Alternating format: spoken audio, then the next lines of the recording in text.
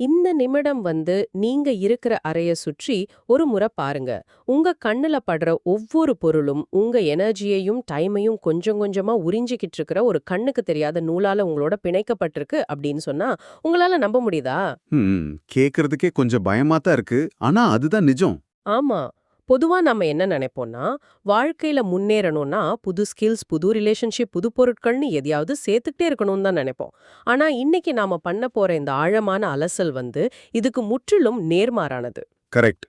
இன்னைக்கு நாம எடுத்திருக்கிற புத்தகம் ஃபுமியோ சசாகி எழுதிய good buy things on Minimalist living. Exactly. இது வீட்டை எப்படி சுத்தம் பண்றதுன்னு சொல்லித் தர்ற ஒரு சாதாரண கையேடு கிடையாது. நம்மளை சுற்றியுள்ள பொருட்கள் நமக்கு சேவை செய்யுதா, இல்ல நாம அந்த பொருட்களுக்கு அடிமையாகிட்டோமா அப்படிங்கிற ஒரு பெரிய சைக்கலாஜிக்கல் கேள்வி. சரி, இத கொஞ்சம் விரிவாக பார்ப்போம். கண்டிப்பா.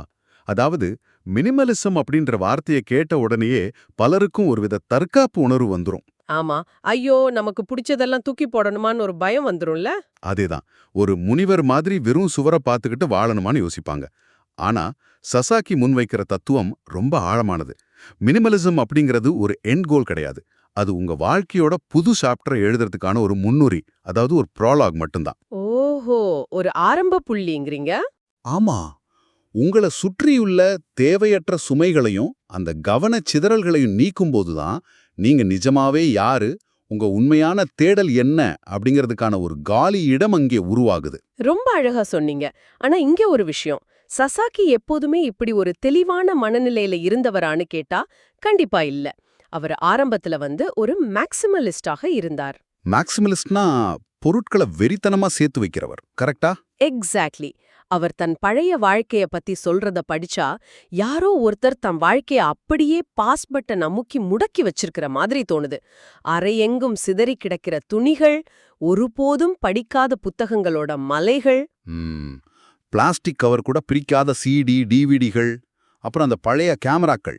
ஆமா, அந்த இருண்ட அறையிலேயே முடங்கி கிடந்து பீர் குடிச்சு கொண்டும் வீடியோ கேம் விளையாடி கொண்டும் இருந்ததால அவர் உடல் எடையும் ரொம்ப ஏறி இருந்தது. 10 வருஷமா அந்த ஒரே அறையில வாழ்ந்தும் தன் வாழ்க்கை எந்த முன்னேற்றமும் இல்லாம ஒறைஞ்சு போய் நிக்கிறதா அவர் ஃபீல் பண்ணாரு. இது ரொம்ப கொடுமையான ஒரு ஃபீலிங். இங்கதான் எனக்கு ஒரு ஆழமான சந்தேகம் வருது. ஒரு அறைய சுத்தம் செய்யாததால வந்த வெறும் சோம்பேறித்தனமா இது, அல்லது இந்த பொருட்களின் குவியலுக்கு பின்னாடி ஒரு மனுஷனை நகர விடாம தடுக்கிற ஒரு பெரிய உளவியல் அழுத்தம் இருக்கா? இங்க நம்ம கவனிக்க வேண்டிய மிக முக்கியமான சைக்கலாஜிக்கல் பாயிண்ட் என்னன்னா, நம்மை சுற்றியுள்ள பிசிக்கல் பொருட்கள் எல்லாமே நம்முடைய மனநிலையின் நேரடி பிரதிபலிப்புகள் தான். ஓ, மைண்ட் எப்படி இருக்கோ அப்படிதான் ரூம் இருக்குமா? கண்டிப்பா. சசாகியோட அந்த அறையில தேங்கி கிடந்த பொருட்கள் அவருடைய தேங்கி நிக்கிற வாழ்க்கையோட குறியீடு. அவர் ஏன் அந்த பொருட்கள் எல்லாம் வாங்கி குவிச்சார் தெரியுமா? ஏன்? ஒருவேளை பணக்காரனு காட்டிக்குவா? கிட்டத்தட்ட அதுதான். சமூகத்தோட பார்வையில தான் ஒரு வெற்றியாளன், ரொம்ப ரசனை உள்ளவன்னு காட்டிக்கணுங்கிற ஒரு ஆழமான இன்செக்யூரிட்டி, அதாவது பாதுகாப்பற்ற தன்மை. தன் குறைகளை மறைக்க பொருட்களை அவர் ஒரு கவசமா பயன்படுத்தினார். ஓஹோ, அப்போ பொருட்களை வாங்குறதே ஒரு டிஃபென்ஸ் மெக்கானிசம் மாதிரி வேலை செஞ்சிருக்கா? ஆமா. 10 வருஷமா ஒரே இடத்துல அந்த பொருட்களோட முடங்கி கிடந்தது ஒரு வகையான டிப்ரெஷனோட வெளிப்பாடு. அவர் அந்த பொருட்களை கொஞ்சம் கொஞ்சமா தூக்கி எரிய தொடங்கிய போது அவர் வெறும் அறையை மட்டும் சுத்தம் பண்ணல. தன் பயத்தையும் சேர்த்தே தூக்கி எறிஞ்சார்னு சொல்ல வர்றீங்க. எக்ஸாக்ட்லி. தனக்குள்ள இருந்த பாதுகாப்பற்ற தன்மையும் மத்தவங்க என்ன நினைப்பாங்கங்கிற பயத்தையும் தான் சேர்த்து அவர் தூக்கி எறிஞ்சார். வாவ்! அப்போ பௌதீக பொருட்களை அகற்றுவது அப்படிங்கிறது ஒரு வகை காக்னிட்டிவ் ரீஸ்ட்ரக்சரிங் மாதிரி வேலை செஞ்சிருக்கு. சரி, பழைய குப்பைகளை எல்லாம் எரிஞ்சாச்சு, அந்த அடைப்பட்ட வாழ்க்கை முடிஞ்சிடுச்சு. இப்போ ஒரு நிஜ மினிமலிஸ்டோட வீடு எப்படி இருக்கும்? அது ரொம்ப ஆச்சரியமா இருக்கும். ஆமா, சசாகியோட தற்போதைய வீட்டை பத்தின குறிப்புகள் ரொம்பவே வியப்பா இருக்கு. தூங்குறதுக்கு ஒரு ஏரி மேட்ரஸ், அதாவது காத்து நிரப்பப்பட்ட மெத்தை, பகல்ல அதை மடிச்சு ஓரமா வச்சுட்டா அரை முழுசும் காலியிடம். துணியில பொறுத்த வரைக்கும் அவர் ஸ்டீவ் ஜாப்ஸ் மாதிரி தனக்கென ஒரே மாதிரியான ஆடைகளை செலக்ட் பண்ணிக்கிட்டார். ஆமாம், குளிக்கிறதுக்கும் தலைக்கு ஷாம்பு போடுறதுக்கும் சேர்த்து ஒரே ஒரு லிக்விட் சோப் தானா. சாவிகளை மாட்டிக்கொள்ள அப்ராசஸ் அப்படின்னு ஒரு சின்ன பர்ஸ். இது மட்டுமில்ல, அவரோட நண்பர் ஹிஜி என்பவருடைய வீட்டையும் அவர் குறிப்பிடுறார். ஓ, அந்த டெக்னாலஜில அவர் ஹிஜி தானே? அதேதான். ஹிஜி ஒரு டெக்னாலஜி விரும்பியான மினிமலிஸ்ட். வீட்ல டிவி கிடையாது, ஆனா படங்கள் பார்க்கறதுக்கு ஒரு சோனி விஆர் ஹெட்செட் வச்சிருக்கார். வீட்ல எந்த பெரிய ஃபர்னிச்சரும் இல்லாததால ஃப்ரெண்ட்ஸ் வந்தா தரையில உட்கார்ந்து கார்கசோன் மாதிரி போர்ட் கேம்ஸ் விளையாட நிறைய இடம் இருக்கு. கேக்குறதுக்கே ரொம்ப ஃப்ரீயா இருக்குல்ல? கேக்குறதுக்கு நல்லா இருக்கு. ஆனா எனக்கு என்ன தோணுதுன்னா, ஒரு கம்ப்யூட்டர்ல உள்ள எல்லா ஃபைல்ஸையும் டெலீட் பண்ணிட்டு ஒரு காலியான ஹார்ட் டிரைவ் மாதிரி வச்சிருக்கிறதோ இல்ல நிரந்தரமா ஒரு ஹோட்டல் ரூம்ல தங்கி இருக்கிற மாதிரியோ எனக்கு தோணுது. வீட்ல ஒரு சோஃபா இல்ல, டைனிங் டேபிள் இல்லனா இது கொஞ்சம் வறட்சியான வாழ்க்கை முறைன்னு நீங்க நினைக்கலையா? அந்த பார்வை வர்றது ரொம்ப இயல்புதான். ஆனா இதுல இருக்கிற மிகப்பெரிய சுதந்திரத்தை புரிஞ்சுக்கணும்னா வீட்டை பத்தின நம்மளோட பாரம்பரியமான வரையறைய நாம உடைக்கணும். அதாவது புத்தகத்துல சசாகி ஒரு அற்புதமான தத்துவத்தை முன்வைக்கிறார். நகரமே நமது வீட்டின் வரைபடம். அதாவது the city is our personal floor plan. ஓ, சிட்டியே நம்ம வீடுங்கறாரா? ஆமா, ஒரு பெரிய சோஃபாவை வாங்கி நம்ம வரவேற்பறையை அடைச்சுக்கிட்டு அதுக்கு மெயின்டெனன்ஸ் செலவு பண்ணிட்டு இருக்க வேண்டியதில்லை. உங்களுக்கு படிக்கணும்னா பக்கத்துல இருக்கிற ஒரு அழகான காஃபி ஷாப்பை உங்க ஸ்டடி ரூமை நினைச்சுக்கோங்க. வாவ், இது நல்லா இருக்கே. அப்போ ஃப்ரெண்ட்ஸோட சாப்பிடணும்னா ரெஸ்டாரண்ட் தான் நம்ம டைனிங் ரூம். எக்ஸாக்ட்லி. எல்லாவற்றையும் உங்க அந்த 4 சுவத்துக்குள்ள சொந்தமா ஆக்கி வச்சுக்க வேண்டிய அவசியமே இல்ல. உங்க வீட்டின் இடத்த நீங்க வசிக்கிற நகரத்துக்கு அவுட் சோர்ஸ் பண்றீங்க. இது உலகம் முழுவதையும் உங்க வீடா பார்க்க தொடங்குற ஒரு பெரிய பார்வை. அந்த கோணம் எனக்கு இப்போ புரியுது. நகரமே என் வீடு அப்படிங்கிறது பொருட்களை சொந்தமாக்கிக்கிறதுக்கு பதிலா அந்த அனுபவங்களை வாடகைக்கு எடுக்கிற மாதிரி இருக்கு. சரி, இது ஒரு பக்கம் இருக்கட்டும். இப்போ தேவையில்லாத பொருட்களை தூக்கி போடுறது ஈஸி. ஆனா நினைவுகளை சுமக்கும் பொருட்களையும் நமக்கு ரொம்ப பிடிச்ச சென்டிமெண்டலான பொருட்களையும் எப்படி தூக்கி எறியறது? நசாகாகி சொன்னதை ஒரு உதாரணமா காட்டுறார். கடந்த காலம் அப்படிங்கிறது போட்டோஸ்லயோ அல்லது பழைய டைரிகள்லயோ இல்ல, அது நம்ம மனசுக்குள்ள தான் இருக்குன்னு சொல்றார். ரொம்ப உண்மையான வார்த்தைகள். அதே போல இறந்தவர்களோட பொருட்களை பத்தி பேசும்போது ஜப்பானிய ஓவியர் ரியூசபூரோ உமேஹாரா எழுதின உயில குறிப்பிடுறார். ஆமா, இறந்தவர்களின் பொருட்கள் உயிருடன் இருப்பவர்களுக்கு சுமையாக மாறக்கூடாதுன்னு அவர் எழுதியிருந்தது ரொம்ப ஆழமான ஒரு விஷயம். இது எப்படின்னா 10 வருஷத்துக்கு முன்னாடி 1000 காசு கொடுத்து வாங்கின ஒரு சாஃப்ட்வேரை இப்போ அது யூஸ் இல்லைன்னாலும் விலை உயர்ந்ததாச்சேன்னு கம்ப்யூட்டர்லயே வச்சுக்கிற மாதிரி. அது சிஸ்டத்தையே ஸ்லோ ஆக்கிடும்ல. ரொம்ப சரியான கம்பேரிசன். பல நேரங்கள்ல அன்பானவங்க இறந்துட்டாங்க அப்படிங்கிறதுக்காக அவங்க யூஸ் பண்ண பொருட்களை எல்லாம் நாம ஒரு கில்ட் ஃபீலிங்னால, அதாவது குற்ற உணர்ச்சியால கட்டி எழுதுகிட்டு இருக்கோம். கண்டிப்பா. ஆனா நிஜமாவே அந்த மனிதர்கள் தங்களுக்கு பின்னாடி நாம இப்படி ஒரு சென்டிமெண்டல் சுமையோட வாழணும்னு நினைப்பாங்களா? ஒருபோது நினைக்க மாட்டாங்க. அதுதான், நினைவுகள் வேறு பொருட்கள் வேறு அப்படிங்கறத பிரிக்க பழகணும். ஒரு பொருளை நாம தூக்கி எறியும் போது அந்த மனிதர் மேல இருக்கிற நம்ம அன்பை நாம தூக்கி எறியல, மாறாக நம்ம நிகழ்காலத்தை இன்னும் சுதந்திரமா வாழ ஆரம்பிக்கிறோம். சூப்பர். ஆனா இங்கதான் எனக்கு ஒரு பெரிய முரண்பாடு தோணுது. இந்த விஷயமே இங்கதான் ரொம்ப இன்ட்ரெஸ்டிங் ஆகுது. தேவையில்லாதது தூக்கி எறியறது ஓகே. ஆனா ஒரு பொருள் நமக்கு சந்தோஷத்தை தருது, அதாவது ஸ்பார்க்ஸ் ஜாய்ன்னு சொல்வாங்களே, அப்படி இருந்தா அதை ஏன் தூக்கி எறியணும்? ஒரு நல்ல கேள்வி. சாசாக்கி தனக்கு ரொம்ப பிடிச்ச குரோஷியா நாட்டுல இருந்து வாங்கிட்டு வந்த ஒரு சிலுவைய தூக்கி எறிஞ்சதா சொல்றாரு. அந்த பொருள் அவருக்கு பிடிக்கும், அதை தொடும்போதெல்லாம் அவருக்கு ஒரு சந்தோஷம் கிடைக்கும், ஆனாலும் அதை எரிஞ்சிட்டாரு. இத மினிமலிசம்ங்கிற பேர்ல நம்ம எமோஷன்ஸை நாமே ஹர்ட் பண்ணிக்கிற மாதிரி இல்லையா? இது லாஜிக்குக்கு முரணா இருக்கே. இந்த கேள்வி ரொம்ப முக்கியமானது. ஒரு பொருளை பார்த்து ரசிக்கிறது வேற, அதை சொந்தமாக்கிக்க துடிக்கிறது வேற. சைக்காலஜில என்டவுமெண்ட் எஃபெக்ட் அப்படின்னு ஒன்னு சொல்லுவாங்க. என்டவுமெண்ட் எஃபெக்ட்னா என்ன?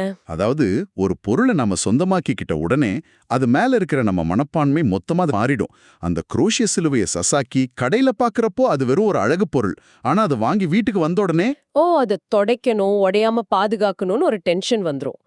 எக்ஸாக்ட்லி. யாராவது திருடிடுவாங்களோன்னு பயப்படணும். சந்தோஷத்துக்கு பதிலா அங்கே மெயின்டெனன்ஸும் இழந்துருவோமோங்கிற பயமும் வந்துருது. மூமின் கதைகள்ல வர்ற ஸ்னுஃப்டின் அப்படிங்கிற கேரக்டர் மாதிரி அழகான பொருட்களை பார்த்து ரசிக்கிறதோட நிறுத்திக்கணும்னு சசாக்கி சொல்றாரு. எல்லாத்தையும் வீட்டுக்குள்ள கொண்டு வரக்கூடாது. ஆமா, இங்க அமெரிக்க கவிஞர் ஆலன் கின்ஸ்பர்க் சொன்ன ஒரு வரியை நாம கட்டாயம் கவனிக்கணும். உங்க கிட்ட உள்ள ஒரு கம்பளத்தின் மேல நீங்க 2 மடங்கு கவனம் செலுத்தினா அது 2 கம்பளங்களை வச்சிருக்கிறதுக்கு சமம். வாவ்! அதாவது 100 பொருட்களை வச்சுக்கிட்டு எது மேலயும் முழுசா கவனம் செலுத்த முடியாம இருக்கிறத விட 1-2 பொருட்களை வச்சுக்கிட்டு அதோட முழுமையா கனெக்ட் ஆகுறது. கவனச்சிதறல் இல்லாததால அந்த ஒரு பொருளே பல பொருட்களோட திருப்தியை தருது. கரெக்டா? பெர்ஃபெக்ட்டா சொன்னீங்க. நம்ம மூளையோட திறன் ரொம்ப பெருசுன்னாலும் நம்மளோட அட்டென்ஷனுக்குன்னு ஒரு லிமிட் இருக்கு. வீட்ல உள்ள ஒவ்வொரு பொருளும் உங்க கவனத்தோட ஒரு சின்ன பகுதியை தன் பக்கம் இழுத்துக்குது. ஓஹோ, அதனால தான் பொருட்கள் குறையும் போது ஃபோக்கஸ் அதிகமாகுது. சரி, வீட்ட சுத்தம் பண்ணியாச்சு, சென்டிமெண்டலான பொருட்களையும் அகற்றி மைண்ட ரெடி பண்ணியாச்சு. இதனால நிஜ வாழ்க்கையில கிடைக்கக்கூடிய பிராக்டிகலான பலன்கள் என்னென்ன? புத்தகத்துல நிறைய நன்மைகள் அவர் சொல்றார். முதல்ல டைம். ஆமா, செலவு செய்ய, வீட்டை சுத்தம் செய்ய ஆகிற நேரம் ரொம்பவே குறையுது. முக்கியமா விளம்பரங்களை பார்த்து அடடா நம்மகிட்ட இது இல்லையேன்னு ஏங்குற டைம் மிச்சமாகுது. அப்புறம் டிசிஷன் மேக்கிங். காலையில எழுந்து இன்னைக்கு என்ன ட்ரெஸ் போடுறதுன்னு யோசிக்கிறதுக்கே பல பேருக்கு 1/2 மணி நேரம் ஆகிடும். மினிமலிசம் அந்த குழப்பத்தையே நீக்கிடுது. ஆனா என்ன ரொம்பவே யோசிக்க வச்ச ஒரு விஷயம் பாதுகாப்பு. 2011 ஜப்பான் நிலநடுக்கத்தை பத்தி சொல்றீங்களா? ஆமா, அந்த நிலநடுக்கத்தின் போது சொசாக்கியோட வீட்ல இருந்த பெரிய புத்தக அலமாரியோ அந்த கனமான கேமராக்களோ அவர் மேல விழுந்திருந்தா அவர் உயிருக்கே பெரிய ஆபத்து வந்திருக்கும். உண்மைதான். பொருட்கள் நம்மளையே அச்சுறுத்துற ஆயுதங்களா மாறக்கூடிய தருணங்களை இந்த மாதிரி இயற்கை பேரிடர்களின் போதுதான் நாம முழுமையா உணர்றோம். நாம ஆசையா வாங்கின ஒரு பெரிய டிவி அல்லது பிரம்மாண்டமான அலமாரி ஒரே ஒரு செகண்ட் குழுக்கள்ல நம்ம உயிரை பறிக்கிற கருவியா மாறலாம். அந்த ஒரு சைக்கலாஜிக்கல் ரியலைசேஷன் சசாக்கிய ரொம்பவே பாதிச்சிருக்கு. கண்டிப்பா. குறைவான பொருட்கள் இருக்கிறது நிஜமாவே வாழ்வதற்கான பாதுகாப்பு தருது. அந்த பாதுகாப்பு பாயிண்ட் எனக்கு நல்லா புரியுது. ஆனா இந்த புத்தகத்துல என்ன ரொம்ப குழப்பின, அதே சமயம் ஆச்சரியப்படுத்தின ஒரு விஷயம் இருக்கு. வீட்டை சுத்தம் செஞ்சதால, தம் பொருட்களை குறைச்சதால சசாக்கி 10 கிலோ உடல் எடை குறைஞ்சதா சொல்றார். ஆமா. இது எப்படிங்க சாத்தியம்? அறையில உள்ள பொருட்களை தூக்கி எறிஞ்சா வயித்துல உள்ள கொழுப்பு எப்படி குறையும்? இது கொஞ்சம் நம்ப முடியாத ஒரு லாஜிக்கா இருக்கே. இது கேட்கறதுக்கு கொஞ்சம் விசித்திரமா இருக்கலாம். ஆனா இதோட சயின்ஸ் ரொம்பவே லாஜிக்கலானது. முன்னாடி நம்ம பேசின மாதிரி வீட்டை சுத்தி குப்பைகளும் தேவையற்ற பொருள்களும் சேரும்போது அது நேரடியே உங்க மூளையில ஒருவித கிரானிக் ஸ்ட்ரெஸ்ஸை உருவாக்குது. ஓ, அந்த விஷுவல் கிளட்டர் சொல்றீங்களா? ஆமா. உங்களுக்கு தெரியாமலேயே மூளை அந்த பொருள்களை எல்லாம் பேக்ரவுண்ட்ல ப்ராசஸ் பண்ணிட்டே இருக்கும். இந்த மன அழுத்தம் அதிகமாகும்போது உடம்புல கார்டிசால் ஹார்மோன் லெவல் ஏறிடும். பலரும் இந்த ஸ்ட்ரெஸ்ல இருந்து தப்பிக்க அறியாமலேயே அதிகமா சாப்பிடுவாங்க. அதாவது ஸ்ட்ரெஸ் ஈட்டிங் பண்ணுவாங்க. ஆமா, சசாக்கியும் தன் பழைய அறையில முடங்கி கிடந்த பீர் குடிச்சுக்கிட்டு இருந்தாருல்ல. எக்ஸாக்ட்லி. பொருட்கள் குறையும் போது ஆட்டோமேட்டிக்கா மன அழுத்தம் குறையுது. தேவையே இல்லாம உணவை தேடி போற பழக்கம் மறையுது. அது மட்டும் இல்லாம ஒருத்தரோட வாழ்க்கையின் எனர்ஜி அல்லது சி தடையின்றி சீராக பாயத் தொடங்குதுன்னு சசாக்கி நம்புறார். மனசோட பாரம் குறையும் போது உடம்போட பாரமும் தானாவே குறையுது. ரொம்ப சூப்பரான விளக்கம். இதோட அவர் இன்னொரு விஷயத்தையும் சொல்றார். பொருட்களை இழந்துடுவோமோங்கிற பயம் இப்ப அவருக்கு கிடையாதுன்னு சொல்றார். ஆமா, வீட்டை மெயின்டைன் பண்ற சுமைனும் இல்ல. அதனால வேலை மாறுறதுக்கோ புது சேலஞ்சஸ் எடுக்கிறதுக்கோ அவருக்கு ரொம்ப தைரியம் கிடைக்குதுன்னு சொல்றார். அதுதான் மினிமலிசத்தோட உண்மையான சக்தி. இதையே கொஞ்சம் வரலாற்று பின்னணியில பாத்தீங்கன்னா, பழைய காலத்து ஜப்பானியர்கள் எப்படி இருந்தாங்கன்னு பாருங்க. அவங்க இயற்கையான மினிமலிஸ்டுகளாகவே இருந்தாங்க. ஓ, அந்த நிலநடுக்கங்கள் வர்றதாலயா? கரெக்ட். ஜப்பானோட புவியியல் அமைப்பு நிலநடுக்கங்கள் நிறைஞ்சது. அதனால அவங்க வீடுகள்ல அதிக பொருட்கள் இருக்காது. பாரம்பரியமான டாட்டாமி பாய்கள்ல உட்காருவாங்க, சுருட்டி வச்சுட்டு தூங்குவாங்க. அவங்க கிட்ட 2 அல்லது 3 கிமோனோ உடைகள் மட்டும்தான் இருக்கும். அப்போ எங்க வேணாலும் ஈஸியா டிராவல் பண்ணலாம்ல? ஆமா, அந்த எளிமையான வாழ்க்கை முறைதான் அவங்களுக்கு உண்மையான ஆரோக்கியத்தையும் சுதந்திரத்தையும் கொடுத்துச்சு. நாம தான் இப்போ மாடர்ன் லைஃப்ங்கிற பேர்ல பொருட்களை குவித்து நம்மளை நாமே ஒரு கூண்டுக்குள்ள அடைச்சிக்கிட்டோம். ரொம்ப ரொம்ப சுவாரஸ்யமான தகவல் இது. பழைய காலத்து மனிதர்கள் சூழ்நிலை காரணமா இயற்கையாகவே மினிமலிஸ்டுகளா வாழ்ந்திருக்காங்க. ஆக இவ்ளோ நேரம் நாம பேசினதையெல்லாம் தொகுத்து பார்த்தா இதோட மைய கருத்து என்ன? மினிமலிசம் அப்படிங்கிறது வெறுமனே பொருட்களை தூக்கி எறிய ஒரு வேலை கிடையாது. அது உங்க வாழ்க்கையோட கட்டுப்பாட்டை அந்த பொருட்கள் கிட்ட இருந்து நீங்க திரும்பவும் கைப்பற்ற ஒரு புரட்சி. மிகச்சரி. மினிமலிசம் இவ்வளவு பொருட்களை தான் வச்சிருக்கணும்னு கட்டாயப்படுத்துற ஒரு சட்டம் கிடையாது. அது ஒரு டூல். உங்க வாழ்க்கையோட முக்கியமான விஷயங்கள்ல ஃபோக்கஸ் பண்றதுக்காக தேவையற்ற கவனச்சிதறல்களை அகற்ற ஒரு வழிமுறை. கரெக்ட்.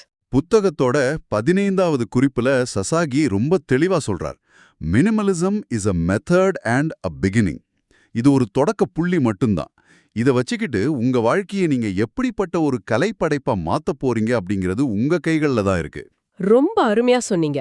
இத கேட்டுக்கிட்டு இருக்கிற நீங்க இந்த ஆழமான அலசலை உங்க அன்றாட வாழ்க்கையோட பொருத்தி பார்க்கணும். நிகழ்ச்சியை முடிக்கிறதுக்கு முன்னாடி உங்களுக்கு ஒரு சிந்தனைக்கான முத்தாய்ப்பை நான் முன்வைக்க விரும்புறேன். ஒருவேளை நாளைக்கு நீங்க உங்க வீட்டை விட்டு ரொம்ப அவசரமா வெளியேற வேண்டிய ஒரு இக்கட்டான சூழ்நிலை வருதுன்னு வச்சுப்போம். உங்க கைகள்ல தூக்கிட்டு போகக்கூடிய ஓரிரு பொருட்களை தாண்டி வீட்ல விட்டுட்டு போற அந்த ஆயிரக்கணக்கான பொருட்கள்ல எதை நீங்க நிஜமாவே மிஸ் பண்ண போறீங்க? நீங்க உங்க பொருட்களுக்கு எஜமானராய் இருந்து அவற்றை ஆளுறீங்களா? அல்லது அந்த பொருட்கள் உங்கள அடிமைப்படுத்தி ஒரு குறுகிய வட்டத்துக்குள்ள உங்கள சிறைப்பிடிச்சு வச்சிருக்கான்?